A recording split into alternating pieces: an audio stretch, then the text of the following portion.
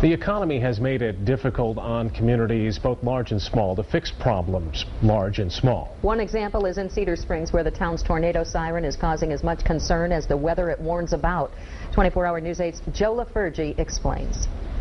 Well, the old siren sat on top of this tower for about as long as anyone in Cedar Springs can remember. It used to be used to alert firefighters to a call. Now it's just used for weather warnings.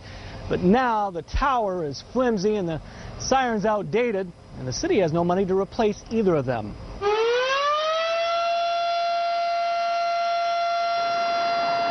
There's a problem hanging over the Cedar Springs library. The concern that the big wind the siren's supposed to warn about could actually bring it down. It's not just a matter of rust, but structural integrity. We have cars that park here. We have children on the sidewalks. It's just not safe to have. Not only is the structure dangerous, the siren system isn't very efficient. Sirens in most communities are activated by county dispatchers. If a tornado warning is issued for Cedar Springs, though, a firefighter has to come down to the library, go in the back room, and push the button. Depending on which way the wind's blowing, some people in and around town may not even hear it.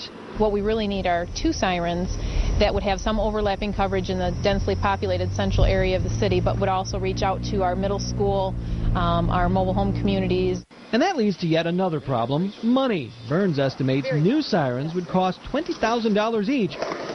Like a lot of small communities, Cedar Springs didn't get stimulus funds. So we're looking at grant opportunities with the American Red Cross, and if that doesn't work out, we'll start looking at maybe some FEMA money or other options. But replacing the system may create yet another issue, a public relations problem. You see, in the Red Flannel Town and other small communities, the fire whistle, as some still call it, goes off every day at high noon. It alerts the town. Right. Every day at noon, we hear the siren. A few years ago, they talked about ending the noontime tradition. Town leaders scuttled the plan after a small uprising from citizens. But putting the noon timer on new sirens would add to the cost, and this time, money could kill tradition. Right now, we're counting every nickel and every dime, and so it's going to come down to a function of cost, I think, more than anything. And Burns says she hopes to hear about some of those grant requests in the next couple of days. We'll let you know what happens. In Cedar Springs, Joe LaFurgey, 24-hour News 8.